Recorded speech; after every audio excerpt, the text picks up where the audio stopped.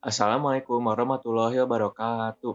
Halo guys, halo kidar semua. Kembali lagi dengan gue, Naufal, di podcast Gioto. Nah, gimana guys, kalian masih pusing sama tugas nggak sih? Kalau misalnya masih pusing, mending kalian dengerin podcast nih. Kalian bisa dengerin Gioto ini sambil makan, sambil nonton, sambil belajar, wah pokoknya sambil semua deh. Nah di sini gue juga nggak sendiri loh, ada teman gue nih, namanya Kevin. Halo Kevin. Halo Noval, halo semua, halo kiders-kiders semua, salam kenal, aku Kevin. Guys, kalian kenal nggak sih sama Kevin? Kalau nggak kenal, parah banget sih. Ini, aduh, cukup tahu lah kalau Gimana, pada Vin? nggak kenal. Kabar? Oh, Kabar gimana, Vin? alhamdulillah sehat, sehat, sehat. Kalau kau gimana, Pal? Sehat, sehat nggak? Sehat banget, coy. Alhamdulillah, Eh, mantap, mantap. ini, kabar doi gimana kabar doi? Kabar doi mah, nggak usah ditanya. Kabar doi mah aman sentosa ya, guys. Sekarang nih si doi lagi di TSM nih sekarang nih lagi belanja ya. Lah, kok lu nggak diajak sih? Itu masalahnya gue ngarang doang. Heh. Astaga. Aduh, kasihan banget lu. Nah, sekarang kabar doi lu gimana, Pal? By the way. Mama, boro-boro doi, tugas aja belum beres. Ih, ambis banget deh kayaknya ya. Ih, gila-gila. Habis dong. Siap-siap. Lupakan doi untuk nilai bagus. Anjay, Tuh kalian ya, capkan itu ya. Lupakan doi, camkan. camkan itu. Pin, daripada kita pusing-pusing mikirin yang nggak penting kayak gitu, ini kita cerita-cerita, Pin. Oh, ayo gas. Kayak ceritain apa ya, pengalaman lu deh, pengalaman liburan. Lu punya cerita nggak sih? Ada dong, Kalau ada ada spill dong. sih, ada dong, pasti ada dong. Oke, ceritanya gue spill ya. Sebelum gue spill, gue minta kalian semua untuk duduk tenang, duduk, kosongkan pikiran dan tutup mata kalian. Enggak, canda. Aduh, jadi ke Sedih banget, flashback ya. coy. Jadi ke flashback ya, Flash enggak. itu. Kelam. Oke, duduk santai, dengarkan dan apa ya? Dan masukkan ke dalam pikiran kayak tenangkan pikiran, pokoknya lupakan Tenangkan segalanya. pikiran, kosongkan Tenangkan pikiran, pikiran. kosongkan pikiran, oke? Sekarang gue mau cerita nih. Jadi dulu nih ya, tahun sekitar 2014, 2015. Jadi pokoknya intinya mah pas gue dulu masih kecil, gua sama orang tua gua itu liburan ke Kabupaten Pangandaran. Nah, dan lebih tepatnya itu gua ke Pantai Pangandaran ya. And for your information, FYI, Pangandaran ini berbatasan sama Kabupaten Ciamis. Dan gua waktu itu berangkat sekitar setengah satu pagi ya, setengah satu pagi. Soalnya kan jarak dari Bandung ke Pantai Pangandaran tuh kan sekitar ini ya 212 kilometer tuh, bayangin. Gila, jauh Wih, banget guys. jauh banget. Iya coy, jauh banget. Oh, jauh sih. Terus gua perjalanan ke sana terus ngambil waktu sekitar 7 sampai 8 jam. Jadi ya nyampainya tuh dari setengah satu tuh sekitar 7 sampai 8 jam, itu berarti sekitar nyampainya jam 7 atau jam 8. Gila. Jauh banget coy. Nah, kalau Pantai Pangandaran tuh lu kesananya pakai apa? Kereta kah atau apakah? Kalau gua waktu itu Pantai Pangandaran tuh naik mobil. Nah, Wow. ya, gua naik mobil tuh lewatnya kan lewat Garut, lewat Tasik, lewat Ciamis. Kenapa lewat situ? Karena kan kalau misalnya mau ke Pangandaran tuh kan gak ada jalan tol ya, gak ada akses tol ke sana, jadi ya gitu deh. Oke. Nah, Nah, Pangandaran tuh gimana sih? Kayak pantai kah atau gunung kah? Dataran tinggi atau dataran rendah kah? oke. Jadi sebelumnya tuh ya. Jadi kan udah pas gua udah nyampe di Pangandaran nih, gua kan break dulu lah di hotel lah ya. Break dulu, habis capek gitu kan perjalanan. Nah, habis itu setelah istirahat ya gue ya break gitu. Ya break ya istirahat ya gitu. Ya iya, Apa emang sih ya? iya, coy. Apa sih? Oke, canda. Oke, lanjut. Nah, jadi pertanyaan yang dilemparkan tadi Noval. Jadi singkatnya itu eh, Pangandaran itu, Kabupaten Pangandaran itu sebenarnya dataran rendah. Cuman yang paling identik dengan kata Pangandaran itu adalah pantainya ya, pantainya yang paling identik gitu. Terus Oh, pantai Pangandaran ini tuh mirip sama pantai-pantai yang lain, kayak pantai-pantai Parangtritis, pantai Pelabuhan Ratu, pantai Parangkusumo dan lain-lain. Kenapa? Kenapa sama? Karena pantainya itu sama-sama berada di area selatan Pulau Jawa. Seperti itu. Hmm, For your kayak information-nya. kayak mirip-mirip gitulah ya. Iya, mirip-mirip. Karena mereka semua kan terletaknya tuh di arah apa? Di arah selatan Pulau Jawa gitu. Makanya sama. Di, ya. Di sana tuh ada penduduk-penduduk gitu nggak, Pin? Oh, Penduduk banyak. asli. Banyak. Ya. Jadi di sana itu gua ngeliat banyak banget penduduk yang tinggal di pesisir pantainya. Dan ini ya, dan setelah gua amati dulu, mereka itu lebih memilih tinggal di bukan pasir ya, pesisir pantai. Kenapa? Karena mereka itu bermata pencaharian sebagai nelayan untuk memenuhi hidupnya seperti itu. Kalau nelayan tuh kayak misalnya tuh kan dia nyari ikan nih. Nah, ikannya tuh biasa dibeli sama siapa sih? Kayak ada pelanggan tetap nggak sih di sana? Oke. Jadi si para nelayan ini itu bekerja di pesisir pantai kan untuk menangkap ikan, menyediakan ikan lah ya. Dan hasil yang tangkapannya Mhm. itu dijual kepada pembeli-pembeli, terutama di daerah Ciamis yang bersebelahan dengan Kabupaten Pangandaran. Terus di apa kota Ciamis ini, bukan kota tuh ya, pokoknya Ciamis itu kan, Ciamis itu sebagai kotanya hasil pangan dan hasil pertanian, banyak yang menjual beras dan Jadi, sayuran. Nah, eh, hasil Ciamis ini, hasil pertanian sama beras-beras ini dijual ke daerah Pangandaran. Dan hmm, di daerah Pangandaran ini yang tadi tangkapan-tangkapan ikannya itu dijual kembali ke si Ciamis gitu.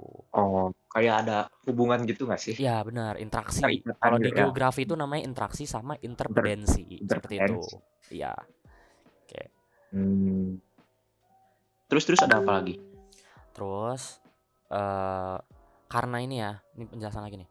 Karena daerah kota itu kan gak ada laut, atau jadi kan kalau misalnya daerah kota kan gak ada laut nih, berarti kan otomatis gak ada ikan dong. Hmm. Nah, Iya sih, otomatis benar. daerah kota itu membeli pasokan ikan untuk kebutuhan bisnis mereka di kota itu, kayak misalnya restoran, rumah makan dan lain-lain kayak gitu. Dan yang para nelayan yang ada di pesisir pantai ini, mereka pergi ke kota untuk membeli peralatan untuk menangkap ikan gitu.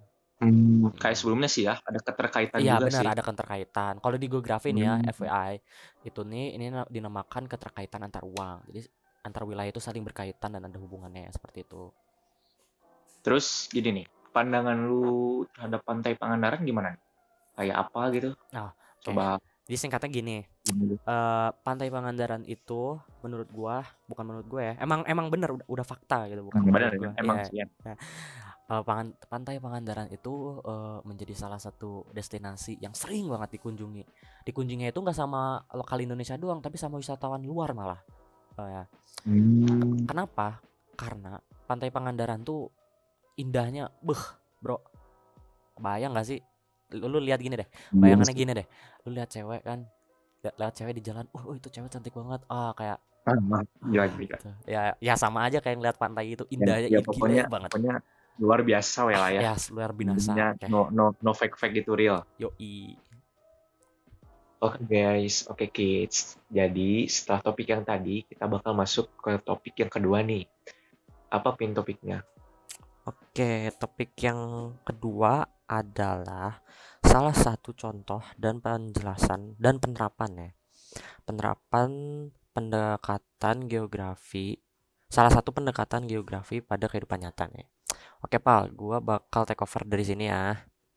Oke. Oke. Jadi setelah gue baca-baca nih dari satu artikel, nanti artikelnya bisa bakalan aku cantumin ya di sini ya. Jadi judul artikel ini tuh artinya dampak coral bleaching dan penyelamatannya. Jadi di artikel ini menyebutkan keberadaan terumbu karang itu terancam karena beberapa sebab, baik dalam skala lokal maupun luas. Nah, kalau dalam skala lokal nih, dalam skala Indonesia, ancamannya terhadap terumbu karang ini disebabkan oleh pengguna bahan peledak untuk menangkap ikan sehingga terumbu karang ikut hancur. Jadi para nelayan ini kan menggunakan menggunakan bahan peledak nih untuk menangkap ikan nih.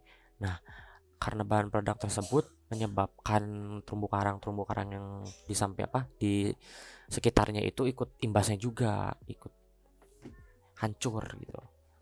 Nah, kalau dalam skala luas itu coral bleaching atau pemutihan karang itu menjadi ancaman utama. Meningkatnya suhu perairan akibat pemanasan global menjadi pemicu utama terjadinya coral bleaching.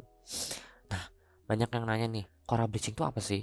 Nah, jadi coral bleaching adalah proses di mana warna karang berubah menjadi putih karena mengalami stres akibat peningkatan suhu sebab lain. Saat mengalami stres, karang mengusir alga yang hidup di jaringan tubuhnya. Nah,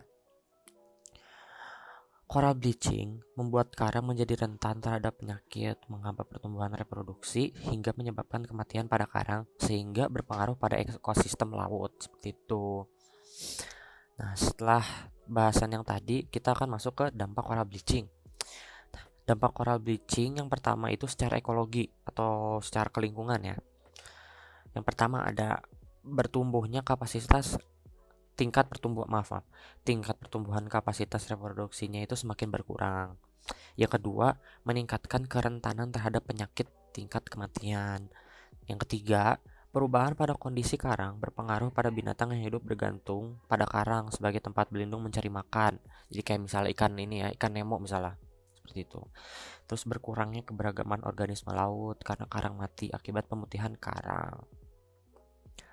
Terus yang kedua ada secara sosial ekonomi. Dampak sosial ekonomi yang ditemukan oleh pemutihan karang atau coral bleaching ini, yang pertama ada hilangnya pelindung pantai dari ombak. Yang kedua, hasil tangkapan nelayan itu menjadi semakin berkurang karena ikan-ikannya pada mati tadi.